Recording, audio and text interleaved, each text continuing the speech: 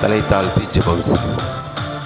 எங்கள் அதிகமாக நேசிக்கிற எங்கள் அன்பின் பரலோக பிதாவே, இந்த நல்ல காலை வேலைக்காக நன்றியோடு துதிக்கிறோம், ஸ்தோத்திரிக்கிறோம். இப்பொழுதும் தேவரீர் எங்களோடு கூட பேசும், எங்களோடு கூட இடைபடும். உம்முடைய வார்த்தை வெளிப்படட்டும். எங்களை சிந்தைகளை கர்த்தர் ஒருமுகப்படுத்தி அருள்வீராக.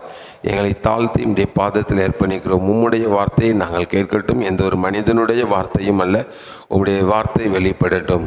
எங்கள் இருதயங்களை நாங்கள் ஆயத்தமாக்கி காத்திருக்கிறோம். இயேசுவின் மூலம் ஜெபம் கேளும் நல்ல பிதாவே, ஆமேன். ஆண்டவரும் இரட்சகரும் மீட்பருமாகிய இயேசு கிறிஸ்துவின் திருநாமத்தில் உங்களுக்கு கிருபையும் சமாதானமும் உண்டாகுவதாக.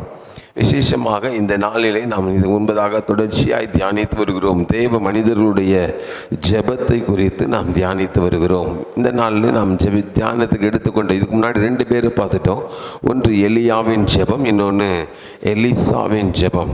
மோசேயுடைய ஜெபம் நிறையா வேதத்தில் இருக்குது. எல்லாவற்றையும் இல்லைனாலும் குறிப்பிட்ட சில காரியம் மோசேயுடைய வாழ்க்கை அமைப்போடு கூட சேர்ந்த ஒரு தியானத்தை சற்று இந்த காலை வேளையிலே நாம் தியானிப்போமே ஆனால் அது நமக்கு மிகுந்த பிரயோஜனமாக இருக்கும். பாருங்க, மோசேயுடைய கர்த்தர் பயன்படுத்துகிறார். முதல்ல யாத்திரையாகவும் 4வது அதிகாரத்துக்கு எடுத்துக்கொள்ளுங்க, 21வது வசனம். அதுக்கு முன்னாடி இருக்கிற சம்பவங்கள்லாம் நமக்கு தெரியும், அதனால் நான் அதுக்கு உள்ளே போகலை, நேராக இதிலிருந்து ஆரம்பிக்கிறேன். அதுக்கு முன்னாடி கர்த்தர் பாருங்கள், ஆண்டவர் ஏன் மோசையை தேர்ந்தெடுக்கிறார்? ரொம்ப முக்கியமான ஒரு காரியம். ஏன் ஆண்டவர் மோசையை தேர்ந்தெடுக்கிறார்? ஏன்னா மோசே வயசில் உள்ளவங்க, ஒருவேளை அந்த பீரியடில் இறந்து போனவங்க கொஞ்சம் பேராக இருக்கலாம். ஆண்டவர் மோசையை 80 வயசில் தான் தேர்ந்தெடுக்கிறார். ஒருவேளை ஆண்டவர் வேற யாரையாவது தேர்ந்தெடுத்திருக்கலாம். ஆனால் ஆண்டவர் தேர்ந்தெடுப்பதற்கு ஒரு பெரிய காரியம் என்னன்னு பார்த்தீங்கன்னா, மோசேக்குள்ள ஒரு பாரம் இருந்தது. என் ஜனம் பாதிக்கப்படுகிறது, என் ஜனம் பாதிக்கப்படுகிறது, என் ஜனத்தை நான் மீட்க வேண்டும் என்று அவன் பிரயாசப்படுகிறான். ஆனால் மோசே தன்னுடைய விருப்பத்தின்படி, தன்னுடைய பாரத்தின்படி தன்னுடைய ஜனங்களை மீட்டிருந்தால் மோசே மீட்டான் என்று சரித்திரம் சொல்லிவிடும். கர்த்தர் மீட்டார் என்று சொன்னால் 80 வயசில் அந்த மோசே பயன்படுத்தப்பட வேண்டும். ஒருவேளை நாம் இருக்கிற ஸ்தலங்களில் நாம் தேவனால் பயன்படுத்தப்பட வேண்டும் என்கிற ஒரு வாஞ்சை நமக்குள்ள இருந்தாவே காலம் வரும்போது கர்த்தர் நம்மை பயன்படுத்த ஆரம்பித்து விடுவார். கர்த்தர் நம்மை பயன்படுத்துகிற வேலையில் நான் செஞ்சேன்னு மட்டும் சொல்லிடக்கூடாது, கர்த்தர் செய்தார் அப்படின்னு சொல்ல பழகணும். இது நம்ம வாழ்க்கையில் எப்பவுமே. அதனால தான் ஆண்டவர் மோசையை சூஸ் பண்றாரு. 80 வயசில் ஆடு மேய்த்து கொண்டு இருக்கும்போது கர்த்தர் மோசையை கூப்பிட்டு சொல்றாரு, ஏ மோசே வா, நீ தான் என்ன பண்ணணும், இஸ்ரவேல் ஜனங்களை வழி நடத்திட்டு வரணும். என்னால் முடியாது, உன் கையில் என்ன இருக்கு, கம்பு கீழே போடு, பாம்பா மாறுது, வாழைப்பிடி கம்பா மாறுது, கை வெறுங்கையும் பாக்கெட்டுக்குள்ள போடு, வெளியேடு, குஷ்டரோகமா மாறுது, திரும்ப உள்ள போடு, வெளியேடு, அது நார்மலான கையா மாறுது, இதை போய் உன் ஜனங்களுக்கு செய்து காமி. அவன் போய் செய்து காண்பிக்கிறான். செய்து காண்பித்ததுடைய விளைவு என்ன அப்படின்னு சொல்லி பார்த்தீங்கன்னா, இஸ்ரவேல் ஜனங்கள் ஒன்று சேர்ந்து விடுகிறார்கள். இஸ்ரவேல் ஜனங்கள் ஒன்று சேர்ந்து, அதே அறிவு தானே அங்கேயும் இருந்திருக்கும், அதே ஞானம் தானே யாருக்கும் இருந்திருக்கும், எகிப்தியர்களுக்கும் இருந்திருக்கும். கிட்டத்தட்ட 400 வருஷம் கலந்த உடனே ஆல்மோஸ்ட் இவங்க சிமிலராக இருப்பாங்களே. ஆனால் எகிப்தியர்கள் அதை ஃபாலோ பண்ணலை. காரணம் என்ன என்று சொன்னால், கர்த்தர் பார்வோனின் இருதயத்தை கடினப்படுத்தினார். கர்த்தர் பார்வோனுடைய இருதயத்தை கடினப்படுத்தினார். 21வது வசனத்துடைய பின்பகுதி இப்படியாக சொல்லுகிறது, நான் உன் கையில் அளித்திருக்கிற அற்புதங்கள் யாவையும் பார்வோனுக்கு முன்பாக செய்யும்படி எச்சரிக்கையாயிரு. ஆகிலும் நான் அவன் இருதயத்தை கடினப்படுத்துவேன், அவன் ஜனத்தை போக விட மாட்டான். நான் பார்வோனுடைய இருதயத்தை கடினப்படுத்துவேன். நம்மளா இருந்தால் என்ன பண்ணுவோம் கொஞ்சம் சொல்லுங்களேன். நம்மளாக இருந்தால் என்ன பண்ணுவோம்? ஆண்டவர் சொல்லிட்டாரு, பார்வோனுடைய இதயத்தை நான் கடினப்படுத்திடுவேன். நீ போய் செயல்பட்டாலும் அவன் என்ன பண்ண போகிறதில்லை, செயல்பட போகிறதில்லை அப்படின்னு கர்த்தர் தெளிவாக நம்மகிட்ட சொன்னதுக்கு பின்னாடி நம்ம என்ன பண்ணுவோம்? போவோமா? அதான் ஆண்டவர் தான் செய்ய மாட்டேன்னு சொல்லிட்டாரு. கர்த்தர் செய்ய மாட்டேன்னு சொன்னதுக்கப்புறம் நான் போய் செய்கிறதுக்கு நான் என்ன அவ்வளோ பெரிய ஆளா? நான் போய் செய்கிறதுக்கு நான் அவ்வளோ பெரிய ஆளா? சில நேரத்தில் அப்படிப்பட்ட கேள்விகள் நம்ம இருதயத்தில் உண்டாகும். அவைகளுக்கு நாம் விட்டு விடாதபடி, நம்மை விட்டு கொடுக்காதபடி தேவ சித்தம் நிறைவேறுவதற்கு நம்ம அர்ப்பணிப்போம். தேவ சித்தம் நிறைவேறுவதற்கு நம்ம என்ன பண்ணுவோம்? அர்ப்பணிப்போம். மோசே பாருங்க, 10 முறை அங்கே ஒவ்வொரு வாதையும் செய்யும் போது ஆண்டவர்கிட்ட வந்து வந்து வந்து வந்து போகிறது இந்த வேத பகுதி காண்பிக்கிறது. அப்போ பாருங்க, இது எதை உண்டு பண்ணுகிறது? இதை எதை உண்டு பண்ணுது? 7வது அதிகாரம் 5வது வசனத்துக்கு புஸ்தகத்துக்கு நேராக திருப்பிக் கொள்ளுங்க. 7வது அதிகாரம், யாத்திரையாகவும் 7வது அதிகாரம் 5வது வசனம் சொல்லுது, நான் எகிப்தின் மேல் என் கையை நீட்டி இஸ்ரவேல் புத்திரர் அவர்கள் நடுவிலிருந்து புறப்படும் போது நானே கர்த்தர் என்று எகிப்தியர் அறிவார்கள். எகிப்தியர்கள் இஸ்ரவேல் தேவனை அறிந்து கொள்ள வேண்டுமானால் இந்த 10 வாதம் நடக்கணும். சில நேரத்தில் கர்த்தர் சொன்ன காரியம் கூட நடக்காம இருக்கும். நினைச்சு பார்க்கறதுக்கு பைத்தியக்கார மாதிரி இருக்கும். இல்ல, ஒரு நாள் வரும். இந்த நீங்க டெய்லி சர்ச்சுக்கு வரீங்க போறீங்க, இங்க கேட்கிற வசனத்தின்படி வாழ்றீங்க. மற்றவங்க உங்களுக்கு வித்தியாசம் இருக்குது. நீங்க மற்றவங்க கூட எசைஞ்சு போக முடியல, ஒழுங்கா வேலைக்கு போறீங்க, லஞ்சம் வாங்க மாட்டேங்கிறீங்க, தப்பு பண்ண மாட்டேங்கிறீங்க. ஊர்க்காரனுக்கு பைத்தியம் மாதிரி தெரியும். ஒரு நாள் உங்களை சுற்றி இருக்கிற குடும்பத்தாரும் உங்களை சுற்றி இருக்கிற உறவுகளும் சொல்லுவார்கள், இவர்கள் இஸ்ரவேலின் தேவனை ஆராதிக்கிறவர்கள். அல்லேலூயா. அப்ப பாருங்க, நம்முடைய ரெகுலர் பிராக்டிஸ் ஒரு நாளும் தேவன் கொச்சைப்படுத்துகிறவர் அல்ல. நாம் வாழுகின்ற நடமாடும் நிருபங்கள் இந்த பட்டணத்துக்குள்ள. அதனாலதான் நம்ம உலகத்தார் மாதிரி கிடையாது. ஆனா அந்த முதல் 10 வாதையும் நடக்கும் போது பார்வோனும் அவனோட சுத்தி இருந்தவங்களும் பார்த்தா சில நேரத்துக்குள்ள மோசே செய்யறது என்ன ஒரு கோமாளித்தனம் மாதிரி தெரிஞ்சிருக்கலாம் சிலருக்கு. ஆனா அங்க பார்வோனுடைய அரண்மனைக்குள்ள கூட நிறைய மாற்றங்கள் உண்டாச்சு. அது தனியா ஒரு நாள் தியானிப்போம். அப்ப பாருங்க, அந்த மாற்றங்கள் நிறைய உண்டாச்சு. ஆனா இங்க கவனிச்சு பாத்தீங்கன்னா, கர்த்தர் ஒரு நேரம் வைத்திருக்கிறார்.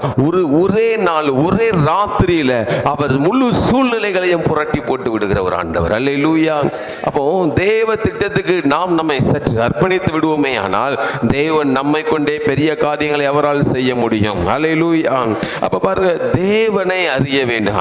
அதுல ஆண்டவர் எப்பவுமே நம்ம எப்படி இந்த பூமியில் பெரிய காரியத்தை செய்ய முடியும்னா, கர்த்தரை அறிய அறிய அறிய, கர்த்தரை அறிய அறிய அறிய நம்மை சுற்றி ஏராளமான நன்மைகளை நம்ம செய்ய முடியும். ஏராளமான பெரிய காரியங்களை செய்ய முடியும். கர்த்தர் அறியாத மனுஷன் எந்த பெரிய காரியத்துக்கு திட்டமிட்டாலும் ஒன்றும் வாய்க்காது. கர்த்தரை அறிகிற மனுஷன் சாதாரணமான பெரிய பெரிய காரியங்களை அசாதாரணமாய் செய்யக்கூடியவனாய் மாறி போய்விடுவான். அதனால தான் சொல்றேன், நமக்கு ஒவ்வொரு முறையும் தேவன் சொல்லுகிற வார்த்தையை செய்ய செய்ய செய்ய ஒருவேளை உங்களுக்கு அது பழகி போயிடும். ஆனால் வெளியில இருக்கிறவங்க என்னமோ செஞ்சுக்கிட்டு இருக்காங்கன்னு வரும். ஒரே நாள் முழு சூழ்நிலைகளையும் தேவன் மாற்றி போடுவார். அல்லேலூயா. அதுக்கு அடுத்து பாருங்க, ஏன் கர்த்தர் இதை செய்கிறார்? 9வது அதிகாரத்துக்கு நேராக திருப்பிக் கொள்ளுங்கள். யாத்திராகமம் 9வது அதிகாரம் 1வது வசனம். கர்த்தர் மோசேயை நோக்கி, நீ பார்வோனிடத்தில் போய் எனக்கு ஆராதனை செய்ய என் ஜனங்களை போக விட வேண்டும். நீ அவர்களை விடமாட்டேன் என்று இன்னும் நிறுத்துவாய் ஆகில். கர்த்தருடைய கரம் அந்த நிறைய சொல்ல, ஏன் இதை செய்யறாருன்னா, எனக்கு ஆராதனை செய்ய வேண்டும். ஆண்டவர் எதிர்பார்க்கிற ஒரு காரியம், நாம் என்ன பண்ணோம்? ஆண்டவரை ஆராதிக்க வேண்டும். ஆராதனை. அப்போ தன்னுடைய ஜனங்கள் தன் தேவனை ஆராதிக்க வேண்டும் என்பது தேவனுடைய விருப்பம். ஆண்டவர் பரிபூர்ணமா அவருடைய விருப்பத்தை சொல்லுகிறார். அவரை ஆராதிக்க வேண்டும் என்பது அவருடைய விருப்பம். அதற்காக கர்த்தர் தன்னுடைய ஜனங்கள் என்ன பண்ணுகிறார்? கூட்டி சேர்க்கிறது நம்ம காண முடிகிறது. 15வது அதிகாரத்துக்குள்ள அப்படியே நீங்க வாங்க. யாத்திரையாகமம் 15வது அதிகாரம் 1வது வசனத்திலிருந்து 21வது வசனம் வரைக்கும் இருக்கிற அந்த வேத பகுதி நீங்க வாசித்து பார்த்தீங்கன்னா அதுல சொல்லப்பட்டிருக்கிறத பார்க்க முடியும். இந்த ஆராதனை எப்படிப்பட்டதா இருந்தது? அவங்க 10 வாத நடந்துச்சு இல்லையா? அந்த 10 வாதையும் நடந்த போது அந்த 10 வாதையில என்னென்னலாம் பார்த்தாங்களோ அதெல்லாம் சொல்லி சொல்லி ஆராதிச்சாங்க. ஏனென்றால் இவர்களுக்கு ஒன்று தெரியும், இவருடைய முற்பிதாக்கள் ஆபிரகாம், ஈசாக்கு, யாக்கோபு, அவ்வளவுதான் தெரியும். அவங்களுக்கு முற்பிதா நோவா, அவ்வளவுதான் தெரியும். நாங்கள் நோவாவின் சந்ததி அப்படின்னு கூட சில நேரத்தில் அவங்க சொல்லிக்கிடுவாங்க இஸ்ரவேல் ஜனங்கள். ஆனா அவங்க வேற எந்த முற்பிதாக்களை பற்றி அவங்களுடைய விசுவாசம் ஒண்ணுமே தெரியாது. ஆண்டவர் கர்த்தர் ஆபிரகாமுக்கு சொல்ற, நான் சர்வ வல்லமுள்ள தேவன், நீ எனக்கு முன்பதாக நடந்து கொண்டு உத்தமனாயிரு, இப்படிலாம் சொல்லியிருக்காரு. சர்வ வல்லமையுள்ள தேவன். கருப்பா, செவப்பா, இல்ல ஹைட்டா இருப்பாரா, இல்ல வாட்டமா இருப்பாரா, எதுவுமே தெரியாது. ஏதோ அவங்க முற்பிதாக்கள் சொன்ன காரியத்தை அப்படி நம்பிக்கொண்டிருந்தார்கள். இப்பொழுதுதான் இஸ்ரவேல் ஜனங்களுக்கு தெரிந்திருக்கிறது இந்த சர்வ வல்லமையுள்ள தேவனுடைய பவர் என்ன அப்படின்னு சொல்லி.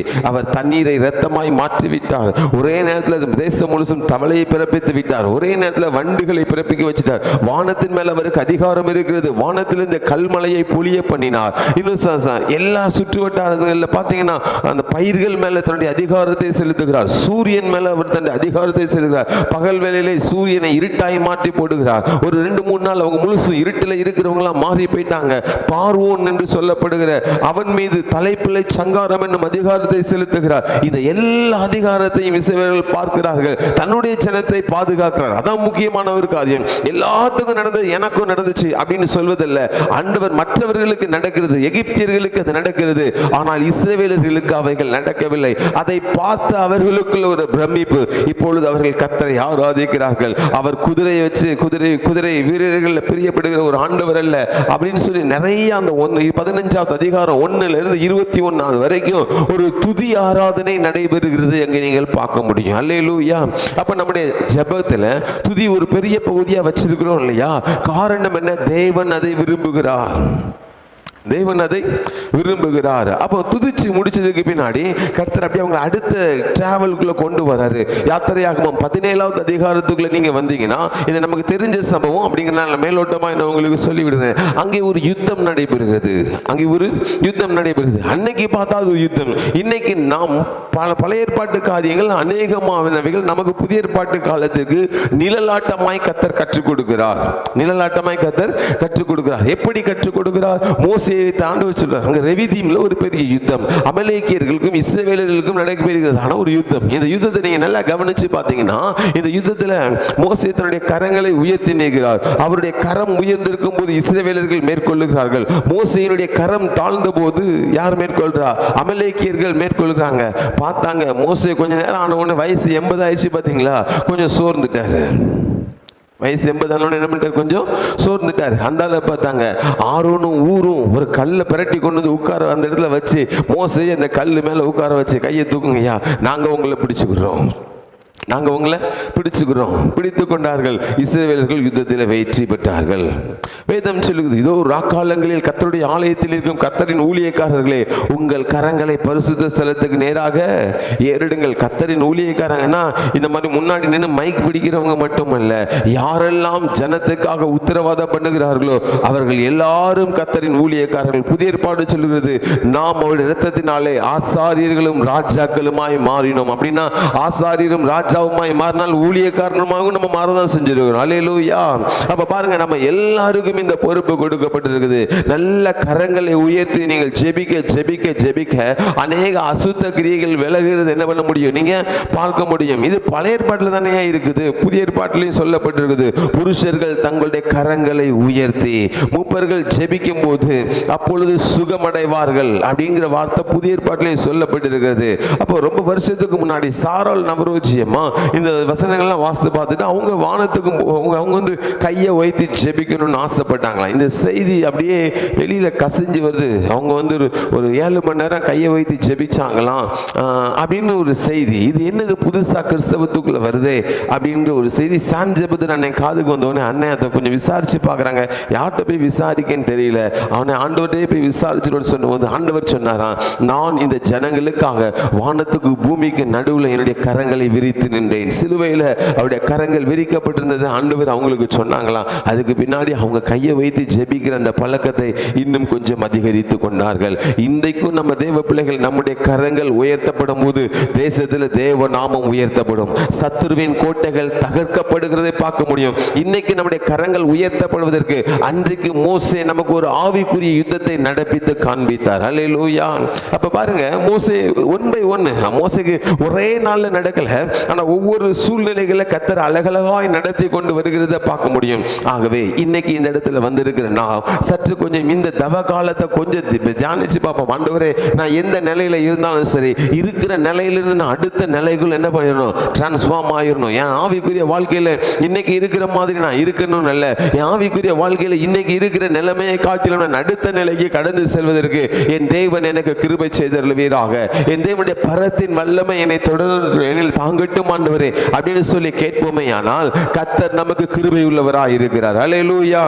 பாருங்க, இந்த யுத்தம் நடைபெறுகிறது, இந்த யுத்த அனுபவம் வருகிறது. அதுக்கு பின்னாடி நீங்க அப்படியே நீங்க தொடர்ச்சியாக தியானித்து பார்ப்பீர்கள். ஆனால் திருப்பிக் கொள்வோம் 32வது அதிகாரம். நம்ம வாசிக்க கேட்ட அந்த வேத பகுதிக்கு நேராக திருப்பிக் கொள்வோம். யாத்திரையாகமம் 32வது அதிகாரம். அங்கே 10வது வசனம் சொல்லுகிறது, ஆகையால் என் கோபம் இவர்கள் மேல் மூலவும் நான் இவர்களை அழித்து போடவும் நீ என்னை விட்டுவிடு. உன்னை பெரிய ஜாதியாக்குவேன். இப்ப பாருங்க, இஸ்ரவேல் ஜனங்கள் இப்ப ஆண்டவர் ஜெபிக்க அழைச்சிருக்காரு. மோசேயை எங்க அழைச்சிருக்காரு? மலைக்கு அழைச்சிருக்காரு. ஆரோன் சொல்றான், போன கேஸை காணோம். தாத்தா மேலே போனாரு, திரும்ப வரல. அவர் சாப்பிட்டாரா, தண்ணி குடித்தாரா, ஒன்றும் தெரியல. மலையில் அதெல்லாம் கிடைக்கிறதுக்கு வாய்ப்பு இல்லை. நம்மளையும் மேலே வரக்கூடாதுன்னு சொல்லிட்டு போயிட்டாரு. 40 ஆச்சு.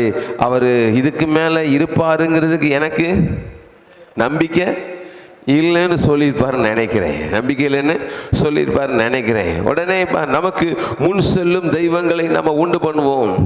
ஏன்னா நமக்கு முன் செல்லும் தெய்வங்களை உண்டு பண்ணுவோம் அப்படின்னு சொல்லி ஒரு காரியத்தை செய்கிறார். எல்லாரும் உங்கள் காதில் கழுத்தில் இருக்கிறதெல்லாம் கொண்டு வாங்க. அவன் அழகாக சொல்கிறான், கொண்டு வந்து உள்ளே போட்ட உடனே அங்கே என்ன உண்டாயிடுச்சு? ஒரு கண்டுக்குட்டி உருவானது. அவன் சொல்றதெல்லாம் பார்த்தா ரொம்ப மாய நடந்த மாதிரி சொல்லுவான். நல்லா கவனிச்சு பாருங்க. முக்கியமான காரியம் என்னன்னா, இப்ப ஆண்டவர் சொல்றாரு, தேவனுக்கு கோபம் உண்டாயிருச்சு இஸ்ரவேல் ஜனங்களை இவ்வளவு அழகாய் நடத்தி கொண்டு வந்திருக்கத்தக்க ஒரு நிமிஷத்துல, ஒரு 40 நாள் ஒரு வழி நடத்துகிற ஒரு மனுஷன் இல்லைன்னு உடனே இவ்வளவாய் வழி விலகி போய்விடுகிறார்களே. நல்லா கவனிச்சு பாருங்க. நான் இவர்களை அழித்து போட நீ என்னை விட்டு விடு, உன்னை பெரிய ஜாதியாக்குவேன். யாரிடம் கேட்டது? மோசே என்ன அவ்வளவு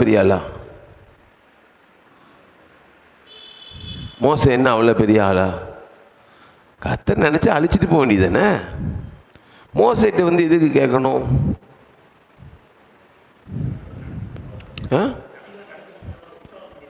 மோசே இல்லைன்னா யோசுவா? புரியல. சித்தம் அவர் தானே சித்தம். அவர் சித்தத்தை மாற்றிட வேண்டியதானேங்க. வேற என்ன பதில்? ஆண்டவர் எதுக்கு மோசேட்ட வந்து கேட்கணும்? மோசே ஒருவன் தான் ஜனத்துக்காக பாரப்பட்டான். 40 நாள் மலையில போய் காத்திருந்தான். அப்ப ஜெபிக்கிற ஒருவன் தான் இப்ப நம்ம செய்தியுடைய நம்முடைய தலைப்புக்கு உள்ள இப்பதான் வரோம். ஜெபிக்கிற உத்தரவாதம் பண்ணுகிறோம். ஒருவேளை கர்த்தர் இந்த சபையில உங்களை வச்சிருந்தா, இந்த சபைக்கு நீங்க ஜெபம் பண்ணீங்கன்னா, இங்க நடக்கிற வளர்ச்சியும் இங்கே நடக்கிற ஏதாவது தீமை நடந்துச்சனும் கர்த்தர் உங்ககிட்ட பேசுவார். உங்க குடும்பத்துக்கு கர்த்தர் உங்களை தலைவனாய் வச்சிருந்தால், தலைவியாய் வச்சிருந்தால், அங்க நடக்க போற மாற்றத்தை கர்த்தர் உங்ககிட்ட தான் பேசுவார். நீங்க இருக்கிற தெருவுக்காக நீங்கள் உத்தரவாதம் பண்ணி ஜெபம் பண்ணினால், அங்கே நடக்க போகிற மாற்றத்தை குறித்து கர்த்தர் உங்ககிட்ட தான் பேசுவாரு. உங்க குடும்பம், உங்க உறவுகளுக்கு, உங்க சமுதாயத்துக்கு, நீங்க இருக்க வேலை ஸ்தலங்களுக்கு, அவங்களுக்காக நீங்க உத்தரவாதம் பண்ணா கர்த்தர் அவங்களுக்காக உங்ககிட்ட தான் பேசுவாரு. அல்லேலூயா. சத்தம் பத்தாத. அல்லேலூயா.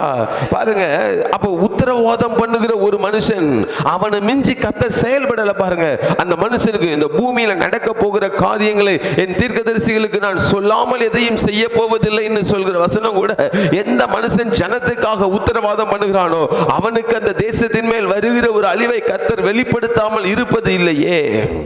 சோதோமுல அங்க இருக்கிற லோத்துக்காக ஆபிரகாம் ஒருவேளை ஜெபித்திருப்பார். அந்த பட்டணத்தின் மேல வருகிற அழிவை கர்த்தர் ஆபிரகாமுக்கு வெளிப்படுத்துகிறாரா இல்லையா?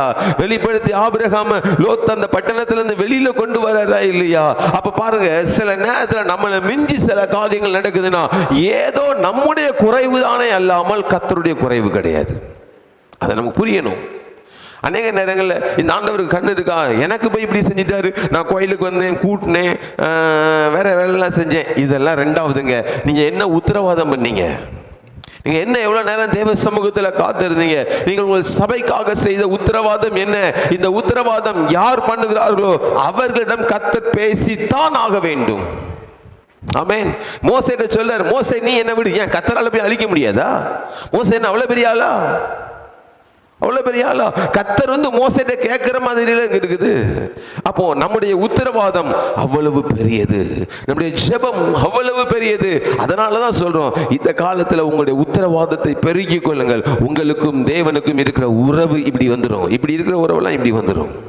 மற்றவர்களுக்காக நாம் எவ்வளவு பெரிய ஜனத்துக்கு, யார் மேல ஒரு பெரிய கூட்டத்துக்கு நம்ம வந்து உத்தரவாதம் பண்ணுகிறோமோ, அங்க நடக்கிற காரியத்தை கர்த்தர் உங்ககிட்ட சொல்லாம எதையும் செய்ய போறது கிடையாது. அல்லேலூயா. அப்ப பாருங்க, அது ரைட்டு. இப்போ கர்த்தருடைய பார்வையை மோசே அப்படி திருப்புறாரு. 11வது வசனம் 12வது வசனம் 12, 13 நீங்க பாத்தீங்கன்னா தேவனுடைய பார்வையை மோசே அழகா திருப்புறாரு. ஆண்டவரே, நீ சொல்றதெல்லாம் சரிதான், உமக்கு அந்த ஜனத்தை அழிக்கணும், அவ்வளவுதானே, ஒன்றும் இல்லை. நீங்க ஆபிரகாமுக்கு என்ன வாக்கு பண்ணீங்க? வானத்தை அண்ணாந்து பாரு, என்ன தெரியுது? நட்சத்திரம் தெரியுது. என்ன முடியாது, உன் பிள்ளைகள் இவ்வளோ பெருசா இருக்கும், இவ்வளோ இருக்குமே. கடற்கரை மணலை பார்த்த உடனே என்ன சொன்னீங்க? அந்த அதெல்லாம் ஆமா, இவ்வளவு நீங்க வாக்குத்தத்தம் கொடுத்தீங்களே. அப்புறம் நீங்க ஒருவேளை இந்த வாக்குத்தத்தெல்லாம் நினைவு கூறுங்க ஆண்டவரே, இந்த இஸ்ரவேல் ஜனங்களை அங்கிருந்து நீங்க கூட்டு வந்தீங்கல்ல, கூட்டு வரும்போது இங்க மலையில வச்சு கொன்னு போட்டீங்கன்னு வச்சுக்கோங்களேன், இஸ்ரவேலின் தேவனுக்கு திராணி இல்லைன்னு எல்லாம் ஒன்று சொல்லுவானே. மோசே அழகா அந்த பாயிண்ட் அடிக்கிறாரு பாருங்க, அழகா அடிக்கிறாரு. 14வது வசனத்தில் ஆண்டவர் சொல்றாரு, அப்பொழுது கர்த்தர் தமது ஜனங்களுக்கு செய்ய நினைத்த தீங்கை செய்யாதபடி பரிதாபம் கொண்டார். ஹல்லேலூயா. அப்போ சில நேரத்தில் நம்முடைய வாயின் வார்த்தைகள், அப்போ தேவனோடு கூட நம்ம இருக்கும்போது தான் கர்த்தர் செய்த காரியங்களை உணர்ந்து பார்க்கிற அனுபவம் நமக்குள்ள உண்டாகும். கர்த்தர் செய்யும் போது மோசேயுடைய எண்ணம் எப்படி இருந்திருக்குது? மோசேயுடைய எண்ணம் பாரம் எல்லாம், என் ஆண்டவருடைய நாமம் தூசிக்கப்பட்டு விடக்கூடாது, என் ஆண்டவருடைய நாமம் தூசிக்கப்பட்டு விடக்கூடாது அப்படிங்கிற ஒரு பெரிய பாரம் மோசேக்குள்ள இருந்துச்சு. நமக்குள்ளேயும் இருக்கணும், நமக்குள்ளேயும் இருக்கணும். அப்படின்னா சில நேரத்தில் சில காரியங்களை இழப்பதற்கு நம்முடைய மனசு சில நேரத்தில் ஒத்துக்கிடாது, தெரியுமா? இழப்பதற்கு நம்முடைய மனசு ஒத்துக்கிடாது. இன்னைக்கு நான் உங்களுக்கு சொல்கிறேன், நல்லா கவனிச்சுக்கோங்க. தேவன் தம்முடைய திட்டத்தை பரிபூர்ணமாய் நம்மில் விளங்க பண்ண வேண்டுமானால் தேவன் ஒரு காரியத்தை எப்படி பார்க்குறாரோ அதே மாதிரி நம்மளும் பார்க்க பழகணும். ஆண்டவர் ஒரு காரியத்தை எப்படி விரும்புகிறாரோ அதே மாதிரி நாமும் பார்க்க விரும்புவோம். கர்த்தர் அந்த நிறைவை நமக்கு தந்தருள்வாராக. அல்லேலூயா. மோசேயுடைய ஜெபத்தில் அடுத்த பகுதியை நீங்கள் கவனித்து பார்த்தீங்கன்னா 31வது வசனம் 32வது வசனம், யாத்திரையாகமம் 32வது அதிகாரம் 31, 32 ஆகிய வசனங்கள் நீங்கள் வாசித்து பார்த்தீங்கன்னா, மோசே கர்த்தரிடத்துக்கு திரும்பி போய், ஐயோ, இந்த ஜனங்கள் பொன்னினால் தங்களுக்கு தெய்வங்களை உண்டாக்கி மகா பாவம் செய்தார்கள். அதுக்கு முன்னாடி நீங்க பாருங்க, சில நேரத்தில் வழி விலகும் போது, சபை வழி விலகும் போது அங்கே ஜனங்கள் நிர்வாணப்படுத்தப்படுகிறார்கள், ஆட்டம் பாட்டம் எல்லாம் நடக்குது. ஆனால் வெளியில போர்டு என்ன தெரியுமா? கர்த்தருக்கு பண்டிகை. மோசே மலையிலிருந்து இறங்கி வரும்போது ஆரோன் தேவனோடு கூட உறவு கொள்ளாமல் ஜனங்களை நடத்தினபடினால், தேவ சத்தத்திலிருந்து அவன் விலகினபடினால, கர்த்தருக்கு செய்கிறேன் அப்படிங்கிற போர்வையில் சபையை தவறாய் நடத்தி விடுகிறான். நீங்க இருக்கிற குடும்பத்தை கர்த்தரோடு கூட உங்களுக்கு தனிப்பட்ட உறவு இல்லாமல் நடத்துனீங்கன்னா, வெளியில தேவ ஜனம் கர்த்தரை நம்புகிறவன் செழிப்பான் பேர் இருக்கும், உள்ளுக்குள்ள தவறான காரியங்கள் நடைபெறுவதற்கு நாம் காரணமாய் மாறி போவோம். அப்ப தேவனோடு கூட இருக்கிற உறவு எவ்வளவு முக்கியமானது அப்படிங்கிறது, தேவனோடு கூட உறவு இருந்த மோசேக்கு இது புரிந்தது. ஆரோனுக்கு அப்போதைக்கு அது புரியல, அந்த நேரம் வரைக்கும் அது புரியல. அப்போ இந்த தப்பை நம்ம வாழ்க்கையில் செஞ்சிடக்கூடாது. ஜனத்துக்காக உத்தரவாதம் பண்ணுகிறோம். உங்கள் வேலை ஸ்தலங்களில் வேலை பார்க்குறவங்களுக்கு நீங்கள் தான் பொறுப்பு. உங்கள்கிட்ட யாரெல்லாம் வேலை பார்க்குறாங்களோ நீங்கள் தான் பொறுப்பு. அவர்களுக்காக உத்தரவாதம் பண்ண வேண்டியது உங்களுடைய கடமை.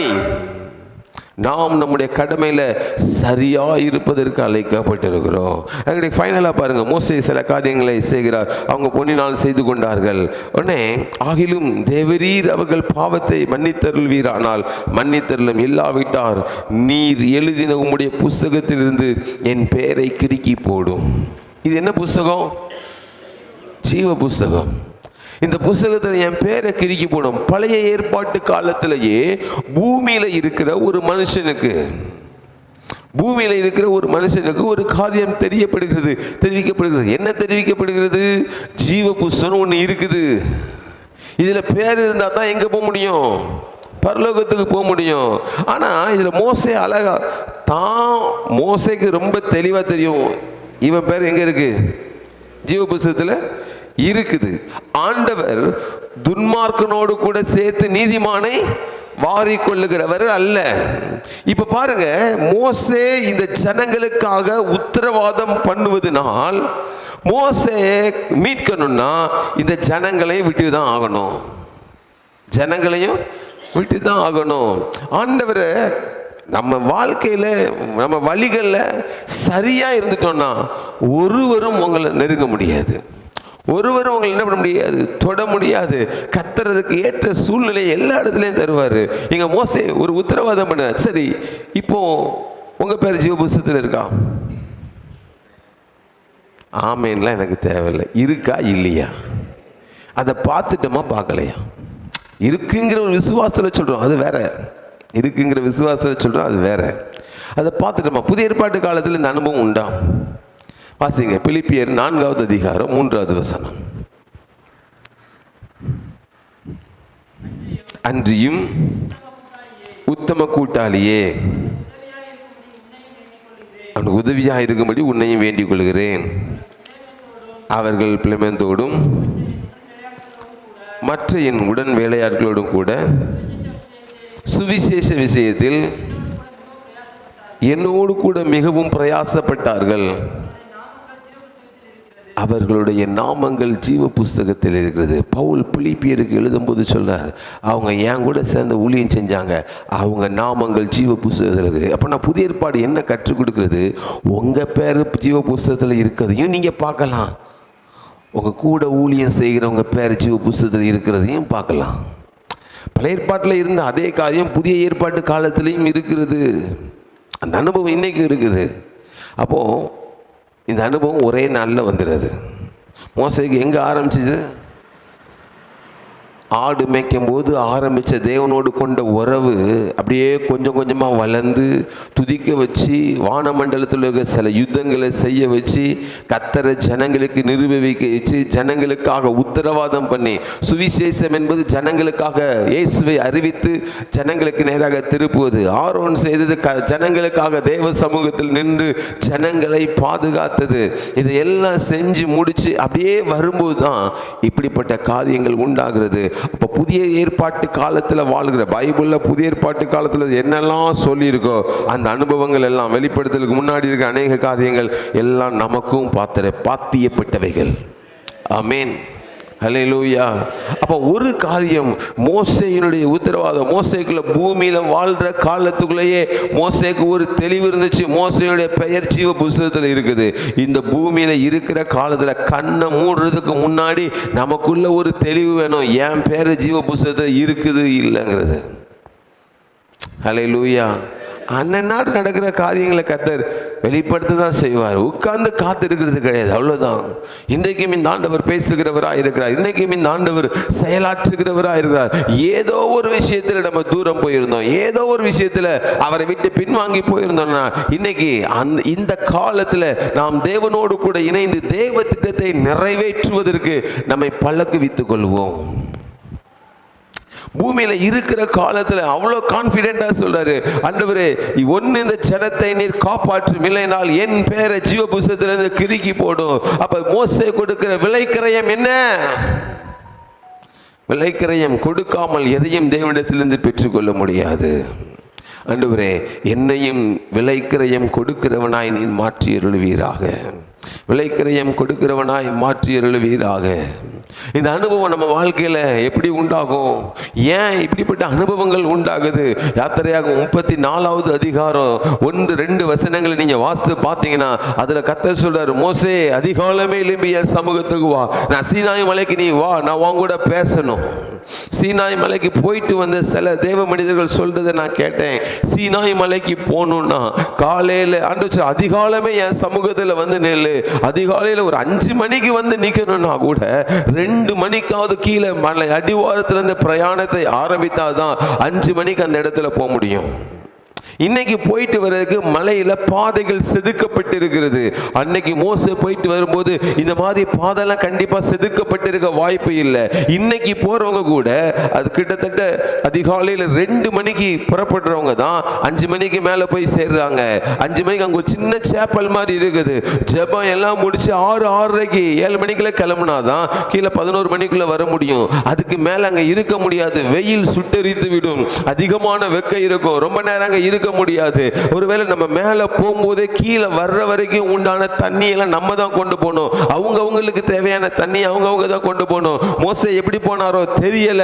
ஆனால் அதிகாலையில தேவ சமூகத்துல போய் காத்திருக்கணும்னா குறைஞ்சது 2 மணிக்கு மோசே வீட்டை விட்டு கிளம்பி இருக்கணும். 2 மணிக்கு வீட்டை விட்டு கிளம்பணும்னா அவர் ஒரு 12 மணிக்கு மேல அவர் எழும்பி குளிச்சு ஆயத்தப்பட்டு தான் செய்ய வேண்டிய காரியங்கள், வீட்டுக்கு செய்ய வேண்டிய காரியங்கள் எல்லாத்தையும் சொல்லி செஞ்சு முடிச்சுட்டு அவர் ஒரு 12 மணிக்காவது எழும்பினாதான் 5 மணிக்கு அதிகாலையில் மினிமம் 5 மணிக்கு அவர் போய் இருக்கணும்னா, 3 மணிக்கு போய் இருக்கணும்னா அவருக்கு அதுக்கு முந்தின நாள் இரவிலேயே அவர் ஆயத்தப்பட்டு இருக்க வேண்டும். அப்ப நம்முடைய தகுந்த ஆயத்தம் இல்லாமல் தேவ சமூகத்தில் போய் நிற்க முடியாது. ஏன் மோசே மட்டும் இப்படிப்பட்ட காரியங்களை செய்கிறார்? ஏன் ஆண்டவர் மோசேயை மட்டும் பயன்படுத்துகிறார்? ஏன் மோசேயை கர்த்தர் இவ்வளவு அதிகமாய் செயல்படுகிறவனாய் மாற்றினார் அப்படின்னு சொன்னா நம்மளை ஏன் மாத்தல? நம்ம அதிகாலையில தேவ சமூகத்தில் காத்திருக்கிறதுல ஏதோ ஒரு இடத்துல குறைவோடு இருக்கிறோம். இன்னைக்கு ஒரு தீர்மானம் பண்ணுவோம். ஆண்டவரே, என்னுடைய குறைவுகளை என்னை விட்டு அப்புறப்படுத்துவீராக. நான் உமக்காக காத்திருக்கிறவனாய், உமக்காக காத்திருக்கிற மகளாய், உம்முடைய சித்தத்தை நிறைவேற்றுகிறவளாய் காணப்பட கர்த்தர் எனக்கு இந்த காலை வேளையில கிருபை செய்தருள்வீராக அப்படின்னு சொல்லி கேட்போம். அதிகாலையில தேவ சமூகத்தில் காத்திருக்கிற எந்த மனுஷனையும் தேவன் பயன்படுத்துவார். அல்லேலூயா. ஒருவேளை ஆண்டவரே அதில் என் வாழ்க்கையில் குற்றம் குறை இருக்குன்னா கர்த்தர் என்னை மன்னித்து என்னை அங்கீகரித்தருள்வீராக, மன்னித்து அங்கீகரித்தருள்வீராக. மோசேயை கர்த்தர் பயன்படுத்திட்டு ரொம்ப முக்கியமான காரியம், கர்த்தர் சொன்ன நேரத்தில் போய் நிற்கிறாரு. அதிகாலை நேரம் கர்த்தருக்குரிய நேரம். எந்த வேலைனாலும் சரி அதுக்காக உங்கள் அதிகாலையை விட்டு கொடுக்காதீங்க. அதிகாலை விட அதிகாலையில் தான் நான் சொல்கிறேன், தாழ்மையோடு சொல்கிறேன், என் வாழ்க்கையில் அதிகமான வெளிப்பாடுகள் பெற்ற நேரம் அதிகாலை நேரம். அதிகாலை நேரம் அன்னைக்கு நடக்க போகிற காரியத்தை கர்த்தர் பேசுவார். இல்லை அடுத்த வாரங்களில் நடக்க போகிற சில காரியங்கள், இன்னைக்கு கூட கர்த்தர் சில காரியங்களை ஏதோ சில காரியங்களை கண்டு பேசினா நானும் என் வீட்டை நின்று பேசிட்டு தான் வந்தோம். இப்படி ஒரு சம்மந்தம் இல்லாமல் வித்தியாசமான ஒரு காரியம் நடக்க போகிறத பார்க்குறோமே அப்படின்னு சொல்லி வேறு சில காரியங்களை பேசிட்டு தான் வந்தோம். அப்போ அதிகாலை நேரம் முக்கியமானது. மோசேயை கர்த்தர் ஆயத்தப்படுத்துகிறார். நாமளையும் சரி அதிகாலை நேரத்தை விட்டு கொடுத்துடாதீங்க. தேவ சமூகத்தில் அமர்ந்திருப்பதற்கு பழகிக்கொள்வோம். கர்த்தர் நம்மை பயன்படுத்த கிருபை உள்ளவராக இருக்கிறார். தலை தாழ்த்தி ஜெபம் செய்வோம். எங்களை அதிகமாக நேசிக்கிறீங்கள் அன்பின் பரலோக பிதாவே, இந்த கேட்ட நல்ல வார்த்தைகளுக்காக நமக்கு நாங்கள் நன்றி செலுத்துகிறோம். கர்த்தர் எங்களோடு கூட பேசியதற்காக நன்றி செலுத்துகிறோம். ஒரு விஷயம் எங்களோடு கூட இடைப்பட்டதற்காக நன்றி செலுத்துவோம். ஏதோ வந்தோம் கேட்டோம் என்று சொல்லி அல்லாதபடி இந்த வார்த்தையிலே நாங்கள் நிலைத்திருக்க ஆண்டவரே, மோசேயை போல நாங்கள் வளர எங்களுக்கு கிருபை செய்தருள்வீராக. உங்க வழிநடத்தல் ஒவ்வொருத்தர் மேலையும் இயேசுவின் நாமத்தில் உண்டாயிருக்கட்டும் என்று நோக்கி மன்றாடுகிறோம். நீரே மகிமைப்படும், நீரே ஆளுகை செய்யும். துதி கன மகிமை எல்லாம் உமக்கே ஏறெடுக்கிறோம். இப்ப இயேசுவின் மூலம் ஜெபம் கேளும் நல்ல பிதாவே, ஆமென்.